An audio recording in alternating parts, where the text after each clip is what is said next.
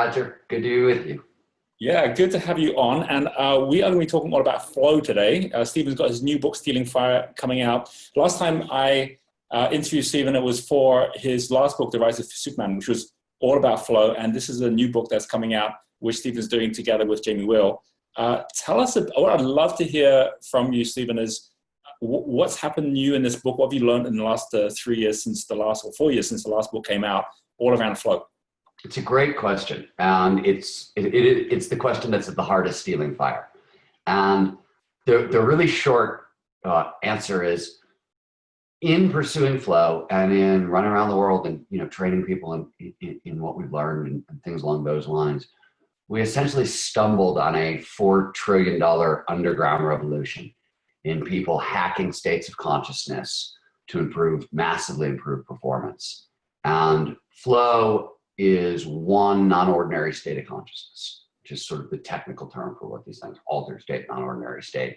And, it was a very strange thing, just at a personal level, to be in Fortune 100 companies, to be on Wall Street, to be wherever we were, training people in the use of an altered state, right? That in itself, to me personally, right, being where this started and where we are now, that was a big jump. That was pretty crazy. And yet everywhere we went, it didn't matter if we were working with the Navy SEALs, if we were working with Google, if we were working, with Sterling Partners. Across the board, wherever we were, people would come up to us after the presentation, say, okay, this flow stuff is amazing. This is great. But, we met Wall Street traders who are zapping their brains with electrodes to alter their consciousness and, improve high-speed decision-making before they went onto the trading floor. We met teams of engineers at Fortune 100 companies who were secretly microdosing with LSD at work as a team to improve creativity and team performance. We met people going to tantric sex workshops, soccer moms with yoga practices, times 300, the Dave Asprey neurohacking, biohacking crowd, and all these disparate groups of people kept coming up to us saying, we're doing this, we're doing this, we're doing this.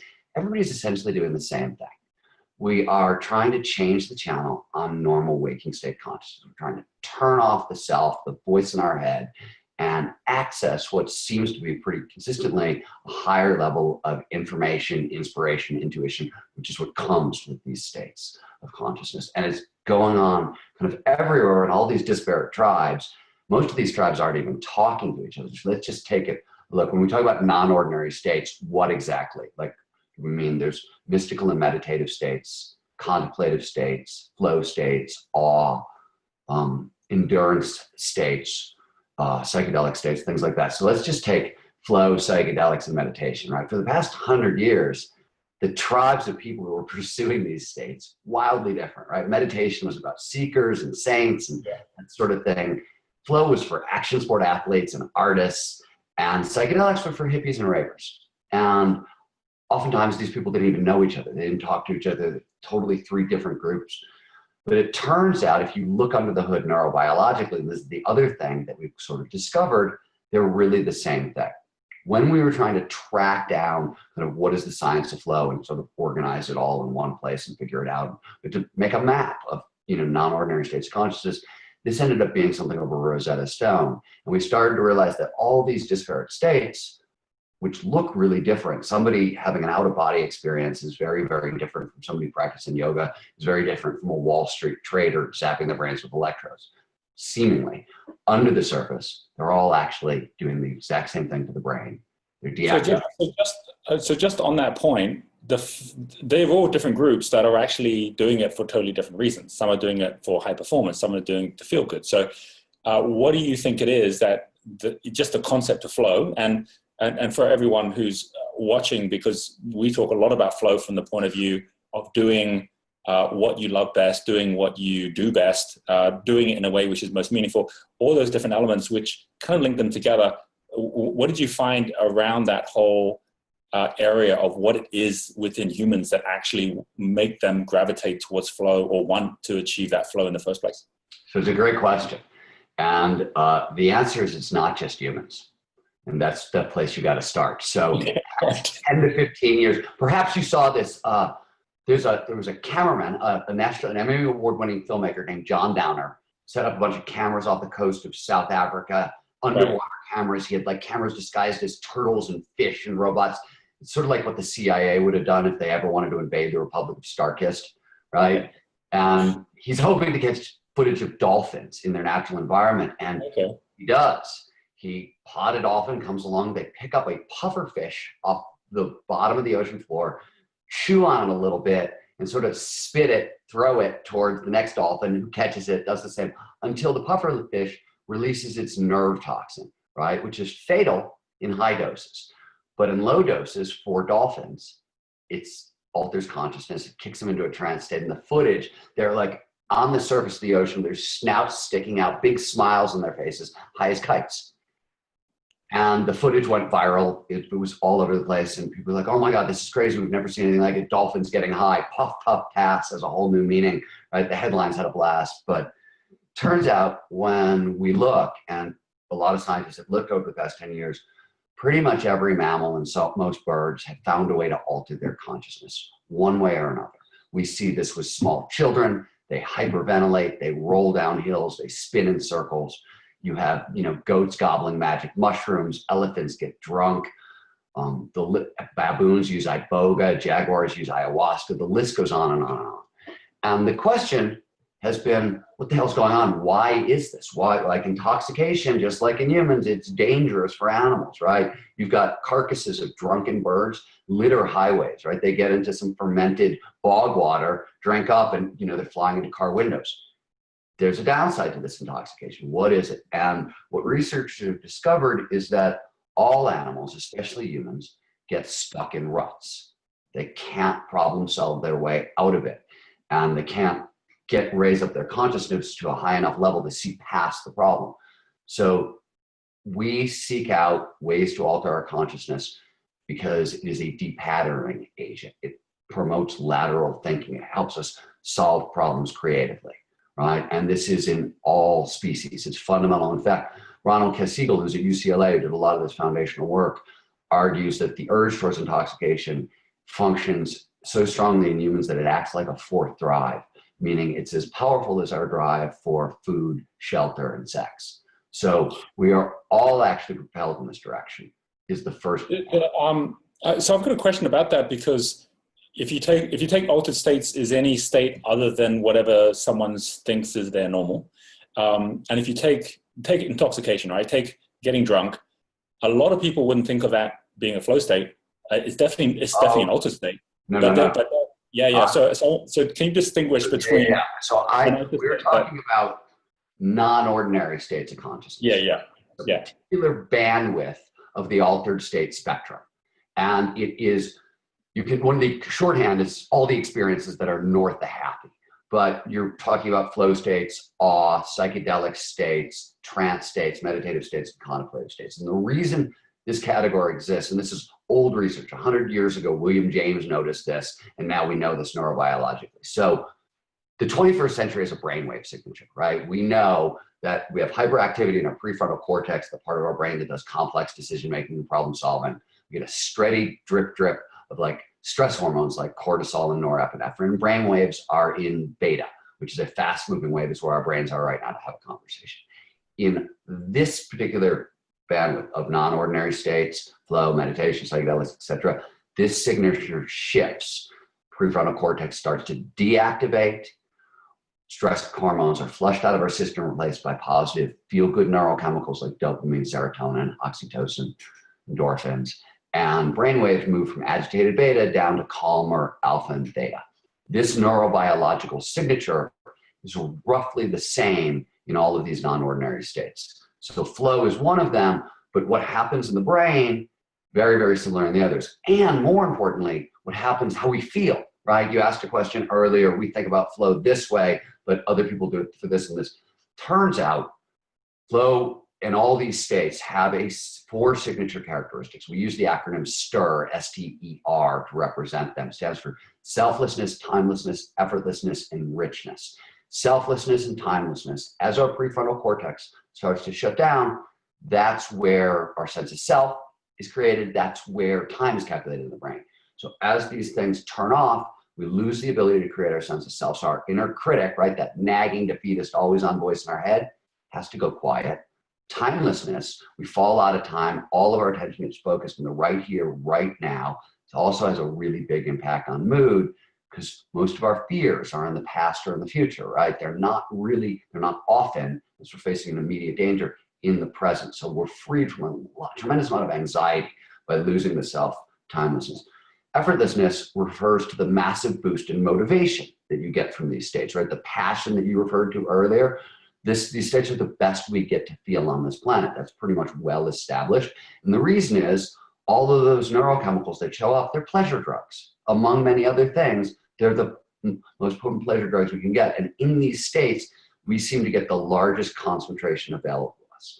Finally, the last side of this is information richness. In these states, we feel like we're tapping into this plane of ideas, right? Inspiration goes through the roof. Intuition goes through the roof. In studies run all over the place, including stuff by the Flow Genome Project, creativity spikes 400 to 700% in these states. Where is this coming from? It's not, you don't need to kind of look for magic or whatever, even though we did. For years it was, oh, the muses are talking to me. This is divine inspiration. I don't know where it's coming from. Where it's coming from, the fact we're trading conscious processing, just very slow, very limited, and has a really tiny bandwidth, right? We can think about 7 things at once, or to put it in terms of computer bits, the conscious mind can process, depends on whose numbers you like. Mihai Csikszentmihalyi said 120 bits a second. 60 bits is what it takes to listen to me talk.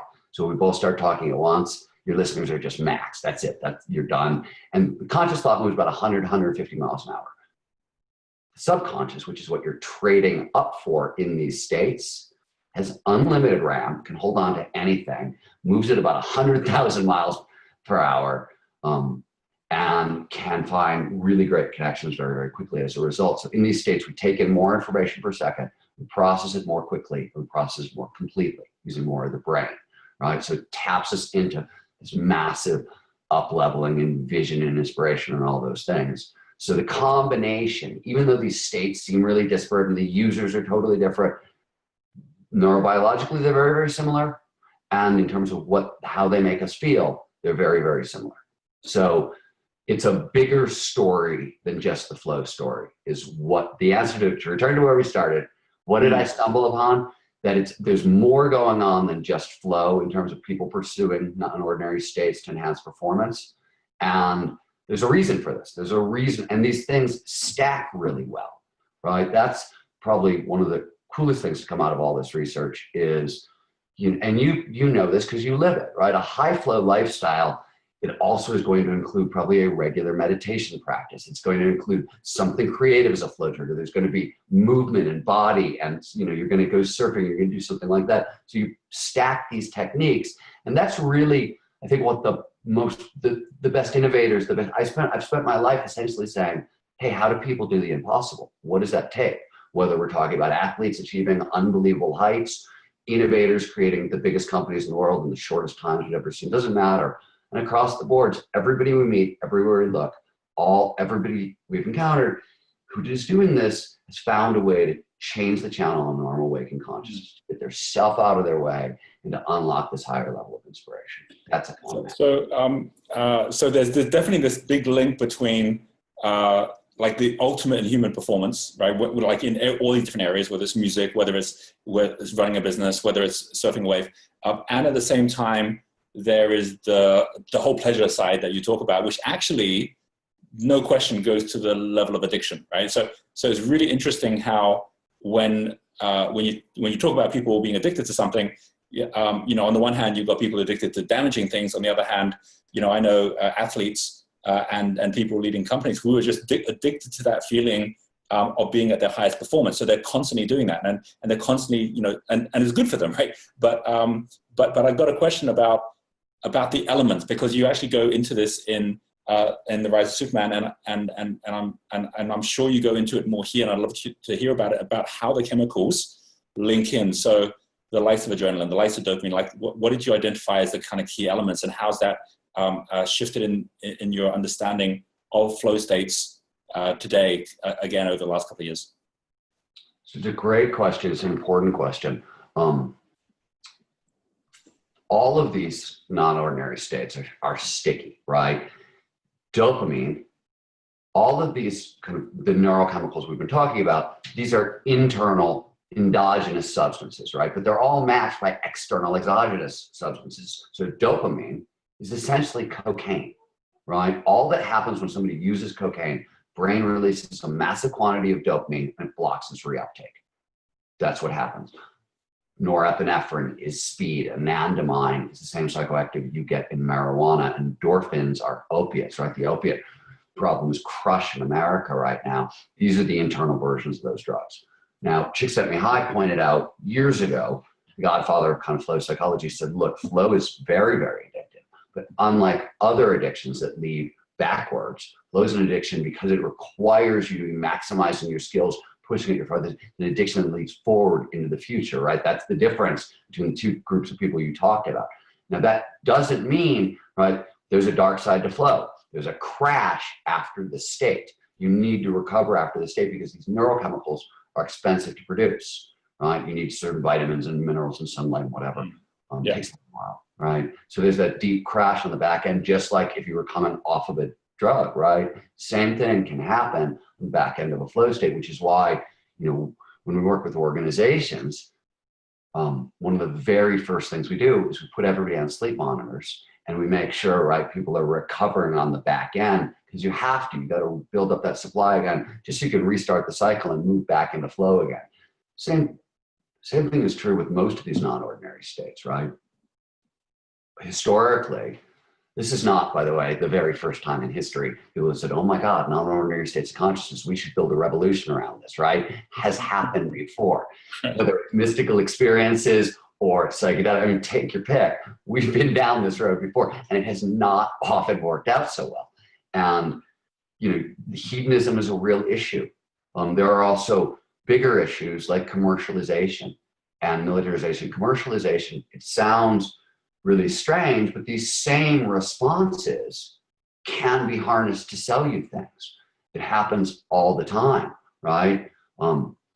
And the whole neuromarketing movement, which got a lot of pub back in the 90s, early thousands, was trying to tap into this. Somebody realized, Martin Lindstrom realized that, hey, when we recognize a powerful brand, Coca-Cola, turns out the same parts of our brain that light up when we have a religious experience, right? It's the same thing. Now, that does not mean that like shopping is a religious experience, not at all, but it does mean there's something similar going on. You can tap into these things and you can abuse them. So beyond that, I mean, that's one of the biggest challenges at the moment with gaming, social media, mobile phones. You know, this is the biggest challenge parents have for kids. And so it's because they're all getting triggered by all the science behind what it is that actually fires off the chemicals in the first place. What we believe with the Flow Genome Project is there are, and we talk about this a lot in Stealing Fire, there are right now 4 kind of emerging forces, changes in psychology, neurobiology, technology, and pharmacology that are, first of all these sciences have become information technology sciences in the past couple of years. So they've jumped on the back of Moore's Law. They're accelerating exponentially. What we're hoping, you know, and what we're lobbying for is a middle path between, because what we've done so far is, you know, people show up, they discover this stuff, it starts out great. Ken Kesey sneaks LSD out of a Stanford research lab, right? And all is well in Palo Alto, and pretty soon tie-dye hell has broken loose all over the place, right? In the 70s, we start realizing that sex can be used to unlock these states of consciousness, right? When we have an orgasm and when we're in flow, very similar things in the brain are happening. And when, more specifically, and there's tons of research backing this up, kinky sex really drives people into flow. In the BDSM community, they have specific terms for the flow states produced by it. And so there's a lot of research around this. In the 70s, they stumbled on this, right? Oh my God, sex is liberation. And the end result of that is spiking rates of marital dissatisfaction and divorce, right? Like, doesn't always work so well. What we're hoping is that, one, the amount of information we're getting now is so exquisite, right? We can map and measure what's happening in our bodies and brains when we're experiencing the inexplicable. We can get these states on demand. We can get them at scale. And this allows us to do a lot. We can cut out the middleman, first of all, right? Because we can access these things ourselves. But what it really is we're starting to see we have choices. And that, let me give you a great example. Let's take a trauma. PTSD is probably the worst example of extreme trauma. You can think of 10 million Americans, or 10% of America, 1 out of 10 Americans suffer PTSD. It's 25 million Americans at once. It's the 27% of people with PTSD will end up killing themselves. The numbers are staggering.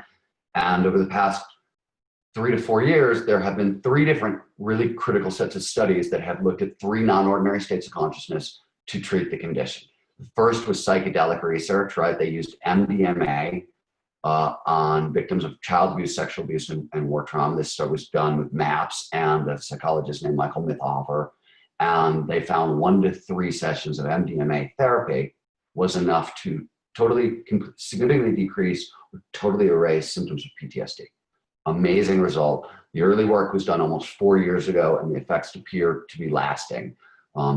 It was so good that MDMA therapy for PTSD is now into phase 3 trials in the United States, which means, right, FDA approval. It's about to go wide soon. We'll be able to get this as a medicine. And the FDA has said, oh, well, that's so powerful. Let's start studying MDMA for treatment of anxiety and depression. So really powerful treatment of trauma. A couple years after that, they redid the experiment. This time, instead of using a psychedelic substance, they replaced it with surfing. Surfing as a trigger for flow, very powerful flow trigger, and talk therapy. Same protocol. They put over 1,000 soldiers, Camp Pendleton, through this protocol, and they find after 5 weeks, you can get the same result. So a significant decrease or total erasure of PTSD symptoms. They redid it a couple years later with meditation, using mantra meditation, TM. And they found 4 weeks of mantra meditation produced the same results. So what I mean by, we now have options, right? And we understand these options. We understand why with the surfing, meditation, and psychedelics, and they've all managed to, tackle one of our worst challenges from a psychological standpoint. The difference is time and risk. How much risk are you willing to take, right? So you still have to take a psychedelic if you want it really, really quick, right? So short time span, higher risk.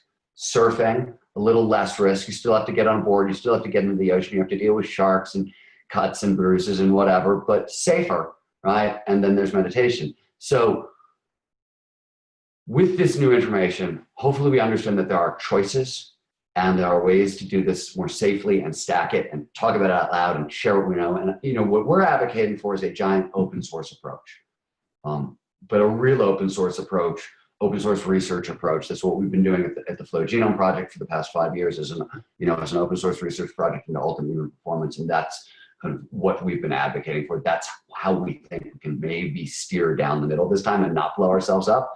But on a certain level, addiction management, which is a horrible thing to say, is part of the game.